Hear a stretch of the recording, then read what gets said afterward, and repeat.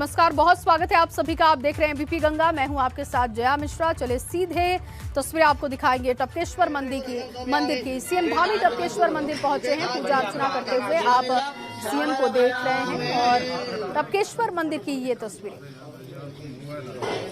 CM Dhami इस वक्त पूजा अर्चना कर रहे हैं। शिव की शरण में मुख्यमंत्री धामी पहुंचे हैं। टपकेश्वर मंदिर की ये सीधी तस्वीरें आपकी टीवी स्क्रीन पर।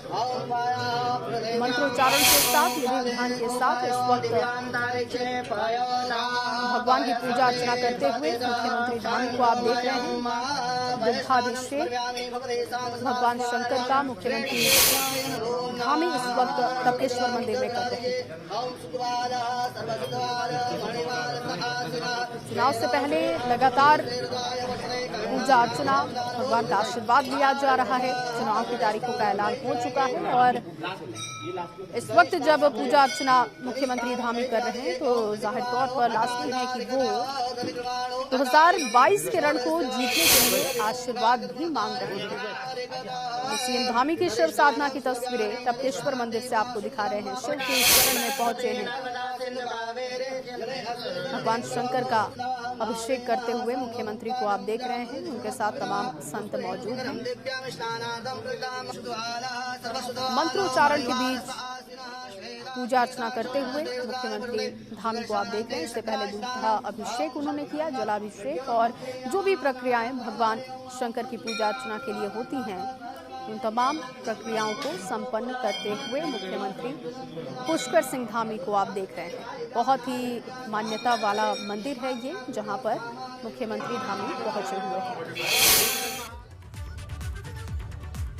और चलिए अब बात करते हैं वायरस की बेकाबू रफ्तार की। 24 घंटे में 1,79,723 मामले रिकॉर्ड किए गए हैं देश में। 24 घंटे में 46,569 लोग रिकवर भी हुए हैं। ये राहत भरी खबर है, लेकिन 24 घंटे के अंदर 146 लोगों की मौत भी हो गई है।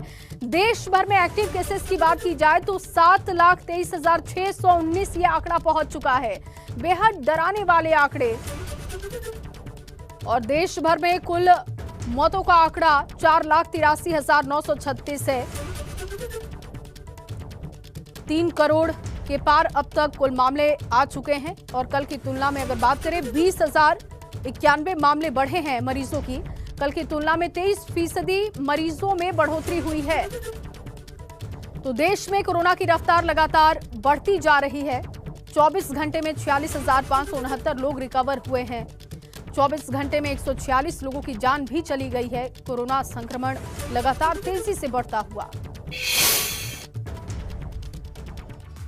उधर नए साल में कोरोना के मरीजों की संख्या में वृद्धि अब खतरनाक स्तर पर पहुंच चुकी है। सिर्फ इस साल के 8 दिनों की बात की जाए तो आंकड़े 37,000 से 1,40,000 के पार पहुंच गए।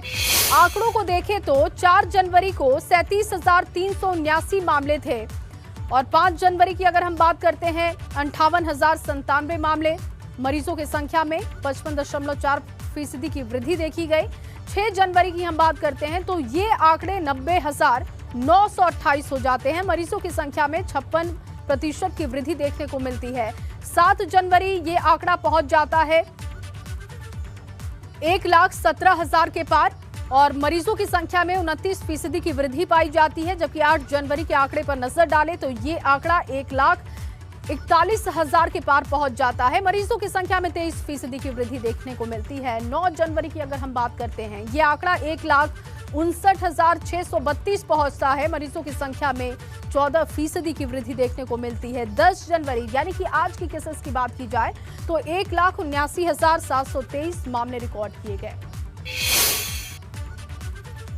वहीं वाराणसी में कोरोना के 375 संक्रमित मामले सामने आए हैं। 20 बच्चों के साथ ही 150 महिलाएं कोरोना पॉजिटिव।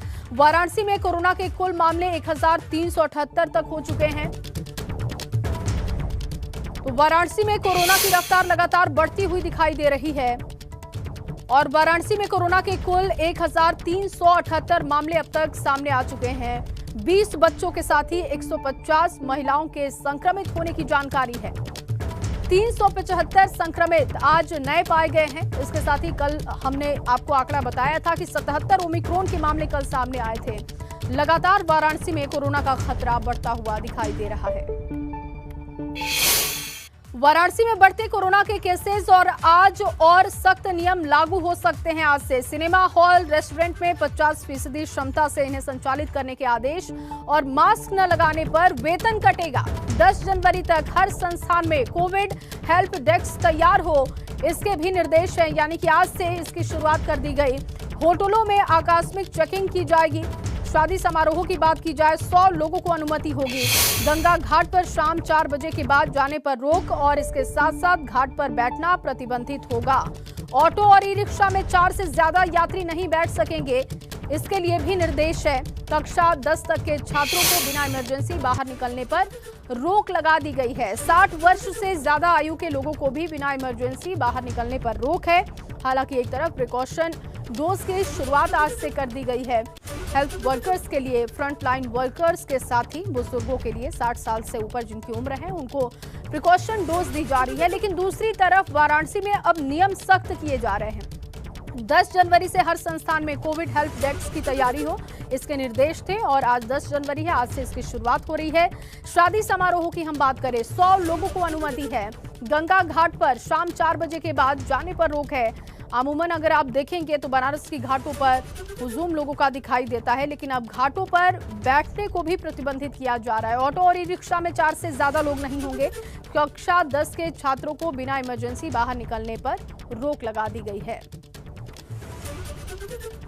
और चलिए आपको बड़ी जानकारी एक दे दे। सपा अध्यक्ष अखिलेश यादव की आज 2 बड़ी बैठकें होने जा रही हैं। सीट शेयरिंग को लेकर सहयोगी दलों के साथ उनकी मीटिंग है।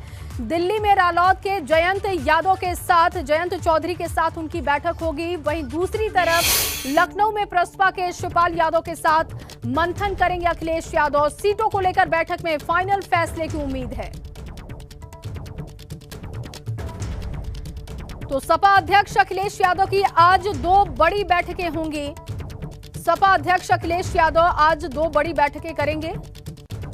जयंत चौधरी के साथ दिल्ली में उनकी मुलाकात है और इसके बाद लखनऊ में जानकारी मिल रही है कि शिवपाल यादव से वो चर्चा करेंगे। सीट शेयरिंग को लेकर लगातार मंथन और इस बीच ये 2 बड़ी बैठकें आज होने जा रही है। एक बैठक लखनऊ में होगी, दूसरी बैठक दिल्ली में होगी। सपा अध्यक्ष अखिलेश यादव दिल्ली में मौजूद हैं और वो जयंत चौधरी से मुलाकात करेंगे। सूत्रों के हवाले से जानकारी है कि अधिकतर सीटों पर सहमति बन चुकी है। और चलिए अब आपको बताते हैं कि यूपी में शिवपाल की ताकत क्या है, ये जानना भी बहुत जरूरी है। शिवपाल यादव की पश्चिम, अवध और बुंदेलखंड में अच्छी पकड़ बताई जाती है। 10 जिलों की 60 से 70 सीटों पर शिवपाल का असर दिखाई देता है। सहकारी समितियों पर अब भी शिवपाल का ही कब्जा है और Shivpal core vote bank Yadav को भी सहेज कर चलते हैं, ये उनकी खूबी बताई जाती है। उनकी पकड़ यूपी के 9% यादव वोट बैंक पर है। हालांकि वो पहले संकेत दे चुके हैं कि सीटों को लेकर किसी भी तरीके का विवाद नहीं है, लेकिन जो ताकत शिवपाल यादव की हम आपको बता रहे हैं, इसके मद्देनजर सीटों को लेकर मंथन किया जाएगा। अखिलेश यादव आज सीटों को लेकर मंथन करेंगे और क्या आज की तस्वीर रह सकती है, किन मुद्दों पर चर्चा हो सकती है, इसको बताने के लिए हमारे साथ अविनाश जुड़ चुके हैं दिल्ली से। अविनाश, क्योंकि आज 2 बड़ी बैठकें होने जा रही है, एक बैठक तो लखनऊ में होगी लेकिन जयंत चौधरी से दिल्ली में अखिलेश यादव मुलाकात करेंगे। कब ये बैठक होने जा रही है और किन मुद्दों पर चर्चा की जाएगी बैठक में? देखिए जया, अगर बात करें तो इस वक्त अखिलेश यादव लखनऊ में मौजूद है और उनकी वहीं पे मुलाकात होगी शिवपाल यादव के साथ, जो कि प्रसपा के राष्ट्रीय अध्यक्ष हैं और अखिलेश यादव के चाचा हैं, तो उनके साथ लखनऊ में ही मुलाकात होगी। फिलहाल अगर बात करें तो अखिलेश यादव के दिल्ली आने का कोई भी प्रोटोकॉल जारी नहीं हुआ है। ना तो यहाँ पे पुलिस विभाग की ओर जो पूर्व मुख्यमंत्री का प्रोटोकॉल जाता है वो नहीं भेजा गया है और ना ही अखिलेश यादव के अभी तक यहाँ आने की सूचना मिली है। अभी लखनऊ में ही मौजूद है अखिलेश यादव, वहीं पर बैठक करेंगे, वहीं पर शिवपाल यादव के साथ आगे की रणनीति को लेकर चर्चा करेंगे। दिल्ली आने का फिलहाल उनका भी कोई शेड्यूल नहीं बना है। जैसे ही कोई शेड्यूल बनता है, कोई मीटिंग मुलाकात की बात निकलकर सामने आती है, सबसे पहले हम दर्शकों को पहुंचाएंगे। अगर जयंत चौधरी की बात करें तो अखिलेश यादव से कुछ ही दिन पहले, 3-4 दिन पहले ही मुलाकात करके लखनऊ से वापस दिल्ली लौटे हैं। वो भी अपनी रणनीति तैयार कर रहे हैं कि किस तरीके से आगे चुनाव को लेकर मंथन किया जाए, क्योंकि पहले जो दौर का नामांकन है वो 21 जनवरी तक हो जाना है। लिहाजा सभी पार्टियां अपने अपने उम्मीदवारों को लेकर के नाम फाइनलाइज कर रही हैं। उम्मीदवारों को कहां से चुनाव लड़ाना है, इसको लेकर मंथन कर रही हैं। इसी कड़ी में अखिलेश यादव और जयंत चौधरी की बातचीत जरूर होगी, लेकिन फिलहाल अखिलेश यादव दिल्ली नहीं आए हुए हैं। अखिलेश यादव लखनऊ में ही हैं और वहीं पे वो पार्टी कार्यालय पर जाकर या अपने घर पे मौजूद होकर शिवपाल यादव से मुलाकात करेंगे और आगे रणनीति बनाएंगे। ये ताजा अपडेट आप दे रहे हैं क्योंकि जानकारी मिल रही थी कि दोनों नेताओं के बीच दिल्ली में बैठक हो सकती है, सीट शेयरिंग को लेकर मंथन किया जा सकता है। क्या इस बात की चर्चा है क्या दिल्ली में जयंत चौधरी को लेकर कि वो दिल्ली पहुंच रहे हैं, कोई इस तरीके की बैठक होने वाली है, सीट शेयरिंग को लेकर दोनों नेताओं के बीच में फॉर्मूला तय हो सकता है दिल्ली में, इस तरीके की कोई खबर आपके पास?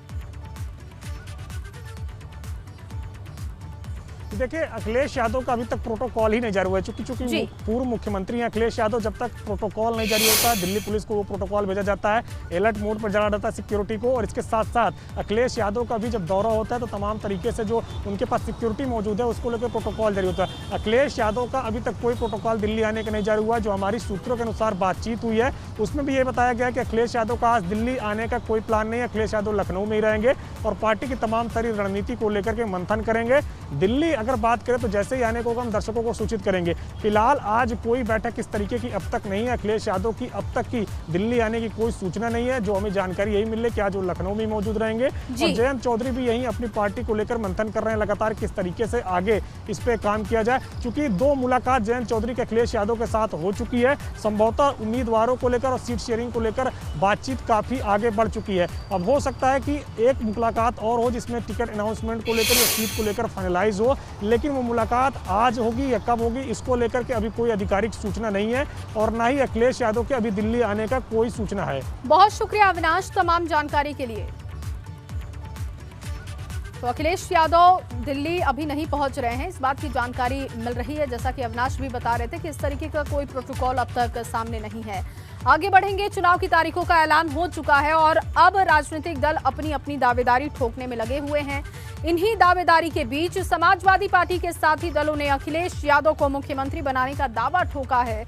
लेकिन सवाल बड़ा है कि क्या अखिलेश को ताज मिलेगा, क्योंकि 12 जनवरी को सपा के गठबंधन के साथियों के साथ बैठक होने वाली है जिसमें सीट शेयरिंग को लेकर फैसला होगा और ऐसे में सीट बंटवारे में किसको क्या मिलेगा ये देखना होगा।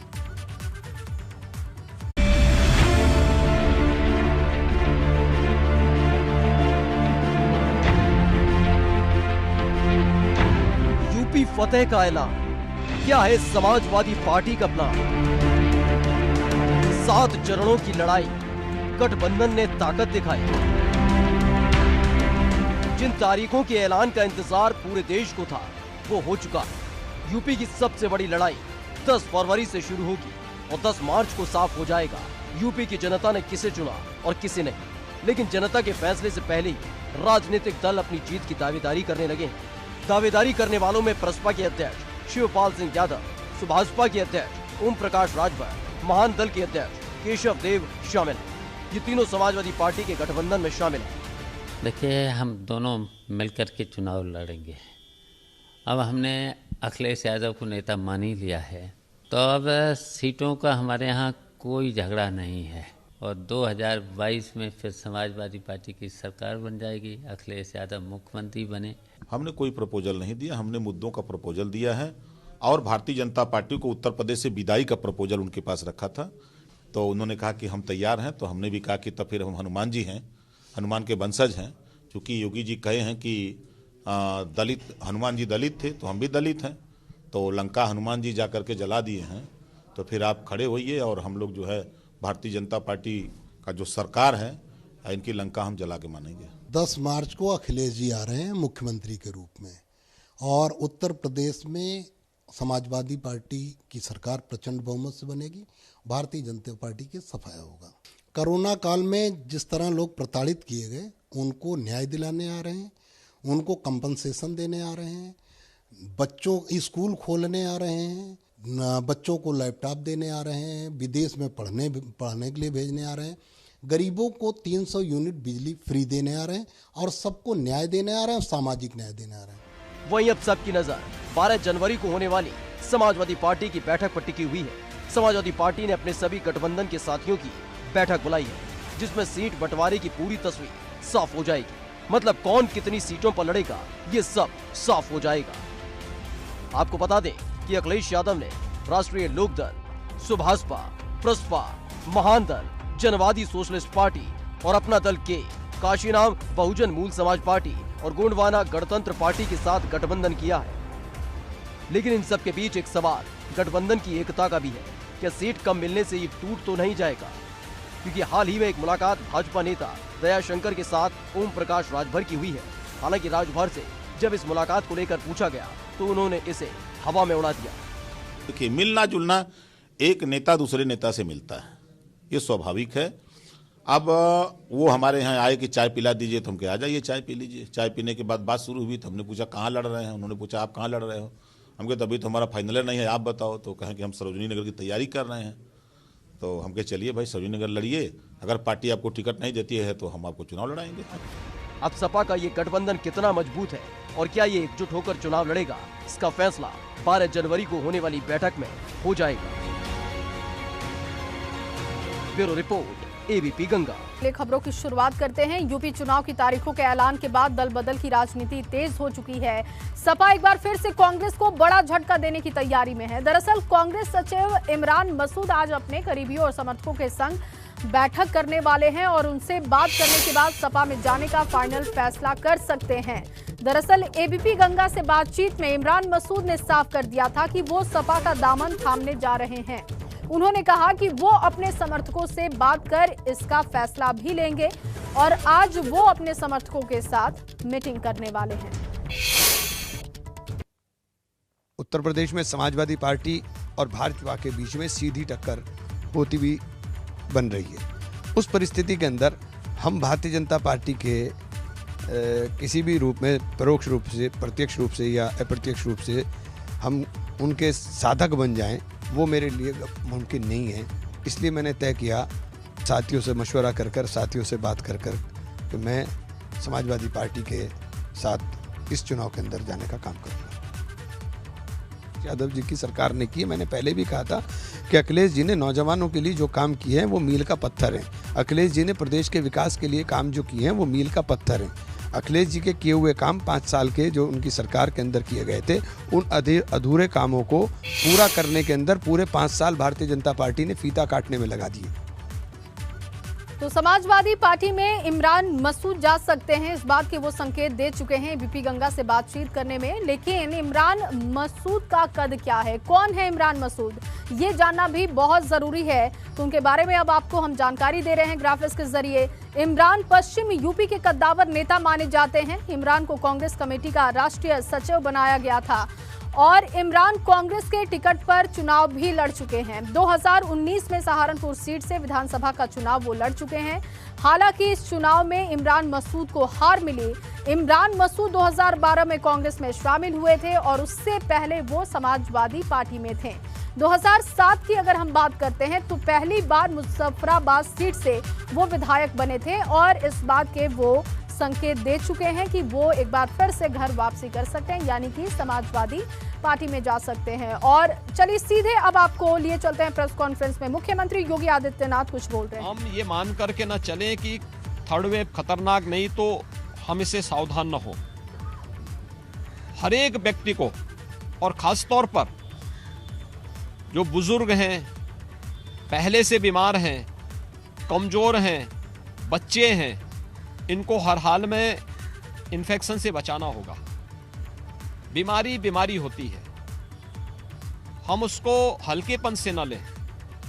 राज्य सरकार, पूरा प्रशासनिक तंत्र, हमारे हेल्थ वर्कर्स, कोरोना वॉरियर्स, हर एक व्यक्ति की जान बचाने के लिए पूरी प्रतिबद्धता के साथ कार्य कर रहे हैं। और हम इस बारे में कह सकते हैं कि जो अभियान चल रहा है, सभी 75 जनपदों में हमारे ICCC यानी इंटीग्रेटेड कोविड कंट्रोल सेंटर काम कर रहे हैं। सभी 75 जनपदों में हम लोग प्रतिदिन 2 लाख से लेकर 2.5 लाख तक टेस्ट कर रहे हैं। 72,000 हमारी निगरानी समितियां घर घर जाकर के स्क्रीनिंग का कार्य कर रही हैं और हर एक संदिग्ध व्यक्ति को कोविड की वैक्सीन, कोविड की मेडिसिन किट उपलब्ध करवा रहे हैं। उनका रैपिड रिस्पांस टीम से उनकी टेस्ट की कार्रवाई को संपन्न कर रहे हैं और जिन लोगों ने अब तक वैक्सीन नहीं लिया है उनकी सूची बना करके फिर ICCC के माध्यम से उन्हें वैक्सीन लगाने के लिए भी प्रेरित किया जा रहा है। मेरी सबसे अपील होगी कि सतर्कता और सावधानी के साथ हम घबराएं ना। कोरोना से भागने की नहीं बल्कि इससे बचाव और सतर्कता की आवश्यकता है। दूसरा, बचाव का सर्वोत्तम उपाय है, एक, हम लोग सार्वजनिक स्थानों पर, भीड़भाड़ वाले स्थानों पर जाने से बचें। हम लोग इस बारे में ध्यान रखें कि शासन ने जो गाइडलाइन तय की है उसका पालन करें, लेकिन साथ साथ इस बात को ध्यान रखें कि मास्क, सार्वजनिक स्थानों पर अगर हमें किसी कार्य से जाना ही है तो मास्क को जरूर धारण करें। मास्क को धारण करने के साथ ही यह भी सुनिश्चित करें कि जिन्होंने कोरोना की डोज नहीं ली है वे कोरोना वैक्सीन जरूर ले लें। हम आभारी हैं प्रधानमंत्री मोदी जी के, जिन्होंने 15 से लेकर 15 वर्ष की आयु से ऊपर के प्रत्येक व्यक्ति को फ्री में वैक्सीन देना प्रारंभ किया और हर एक व्यक्ति में वैक्सीन, वर्तमान में युद्ध स्तर पर वैक्सीनेशन की कार्रवाई चल रही है। पूरे देश के अंदर 150 करोड़ यानी 150 करोड़ लोगों ने अब तक कोरोना वैक्सीन की डोजेस ली हैं। और अगर मैं उत्तर प्रदेश की बात करूं, उत्तर प्रदेश में अब तक हम 21 करोड़ 38 लाख से अधिक कोरोना की डोजेस दे चुके हैं, जिसमें अगर हम लोग प्रदेश के अंदर देखें तो फर्स्ट डोज 13 करोड़ 47 लाख 29 हजार से अधिक लोगों ने ले ली है। दोनों डोजेस प्रदेश के अंदर 7 करोड़ 91 लाख 46 हजार से अधिक लोगों ने ले ली है। 15 वर्ष से ऊपर के बच्चों ने भी, 15 से 17 वर्ष की आयु के वर्ग के युवाओं ने भी बड़े पैमाने पर वैक्सीन की डोजेस ली हैं। और हम लोगों ने एक लक्ष्य निर्धारित किया है कि हमारा प्रयास होना चाहिए कि 15 जनवरी तक 15+ यानी 15 से 17 वर्ष के सभी बच्चों को हम वैक्सीन दे दें। ये युद्ध स्तर पर चल रहा है। फ्री वैक्सीन, सबको वैक्सीन के इस अभियान के साथ हमें जुड़ना चाहिए, क्योंकि यह वैक्सीन ही कोरोना से सुरक्षा कवच का सर्वोत्तम उपाय है। और मेरी अपील होगी पूरे प्रदेशवासियों से कि वैक्सीनेशन के इस व्यापक अभियान के साथ उन सभी लोगों को वैक्सीन देने के लिए निगरानी समितियां को साथ दे ही, निगरानी समितियां उनके चार्ट भी बना रही है। ग्राम प्रधानगण ग्रामीण क्षेत्र में और पार्षदगण नगरीय क्षेत्रों में निगरानी समितियों के अध्यक्ष हैं। उनकी अध्यक्षता में आंगनबाड़ी, आशा वर्कर, ANM ये सभी मिलकर के वैक्सीनेशन के कैंपेन को डोर टू डोर जाकर के कोरोना से संदिग्ध जुड़े हुए सभी लोगों को पहचान कर रहे हैं, मेडिसिन किट उपलब्ध करा रहे हैं, उन्हें वैक्सीनेशन के साथ जोड़ने का कार्य कर रहे हैं। और मेरी अपील होगी कि सभी लोग अपना वैक्सीन समय पे जरूर ले लें, क्योंकि यह वैक्सीन कोरोना से बचाव का सर्वोत्तम उपाय है और कोरोना के खिलाफ देश की लड़ाई को प्रमुखता के साथ आगे बढ़ाने में यह मदद करेगा। जितना अधिक वैक्सीनेशन होगा, जितने लोग वैक्सीन ले चुके होंगे, कोरोना के मामले उन पर कम मात्रा में प्रभाव कर पाते हैं। और अगर कोरोना आ ही जाता है तो उसका लक्षण हल्का रहता है, एक सामान्य वायरल फीवर मात्र रह जाएगा। इसलिए वैक्सीन की दोनों डोजेस अपना ले लें। आज से प्रदेश भर में जितने भी कोरोना वॉरियर्स हैं, बुजुर्ग हैं, उन सबको एक बूस्टर डोज भी उपलब्ध करवाने की कार्रवाई प्रारंभ हो चुकी है। तो वे सभी लोग भी अपना वैक्सीन जरूर ले लें। यह उनकी इम्यूनिटी को बढ़ाने में और कोरोना से बचाव में उनको मदद करेगी। मुझे यही कहना था। मैं आज इसीलिए लखनऊ के इस ICCC का दौरा करने के लिए यहाँ आया था। मैंने इसको देखा है, बहुत अच्छे ढंग से कोरोना प्रबंधन की कार्रवाई। उत्तर प्रदेश के पास एक अच्छा अनुभव है फर्स्ट वेव में, सेकंड वेव में, और उस अनुभव का लाभ यहाँ पर लिया जा रहा है। कौन लोग हैं, जिन लोगों की यहाँ निगरानी समिति जारी है, उनके डाटा यहाँ पर उपलब्ध हैं। कितने लोगों ने फर्स्ट डोज ली है, कितने लोगों ने दोनों डोजेज ले ली हैं, कितने लोग बचे हैं, उन लोगों तक कैसे संवाद होना, ये सभी कार्रवाई यहाँ पर चल रही है। और युद्ध स्तर पर कोरोना प्रबंधन के कार्य के साथ पूरी मशीनरी लग करके जनता जनार्दन की सेवा कर रही है। उनके जीवन को भी और उनकी जीविका को भी बचाने का कार्य किया जा रहा है। नाइट कर्फ्यू हम लोगों ने इसी सतर्कता के साथ लगाया है। रात्रि 10 बजे से लेके सुबह 6 बजे तक ये नाइट कर्फ्यू प्रभावी ढंग से लागू हो रहा है। सभी लोग उसमें सहयोग करें, क्योंकि इस सदी की सबसे बड़ी महामारी का सामना पूरी मानवता कर रही है।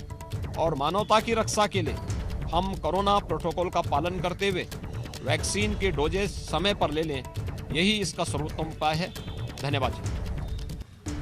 तो लखनऊ से सीएम योगी आदित्यनाथ को आप सुन रहे थे। ICCC पहुंचे वहां पर देखने के लिए किस तरीके से इंतजाम किए गए हैं वैक्सीनेशन को लेकर, प्रबंधन को लेकर, कोविड के तमाम बड़ी बातों का जिक्र किया। उन्होंने मीडिया से बातचीत की और फिर कहा कि वैक्सीनेशन सभी को करना ही होगा। वैक्सीनेशन के लिए लोग जागरूक हो और दूसरों को भी जागरूक करें। वैक्सीनेशन का काम उत्तर प्रदेश में युद्ध स्तर पर जारी है और फ्री में वैक्सीनेशन हो रहा है। सभी को आगे आकर के वैक्सीनेशन की इस प्रक्रिया में हिस्सेदारी निभानी चाहिए। और मंत्र दिया उन्होंने, 2 गज की दूरी, मास्क है जरूरी। एक बार फिर से उन्होंने दोहराया है। उन्होंने कहा कि सार्वजनिक स्थानों पर जब भी आप जाएं तो मास्क का इस्तेमाल जरूर करें। आपकी थोड़ी सी लापरवाही बहुत सारे लोगों के लिए जानलेवा साबित हो सकती है। इस बात का ख्याल आपको रखना होगा।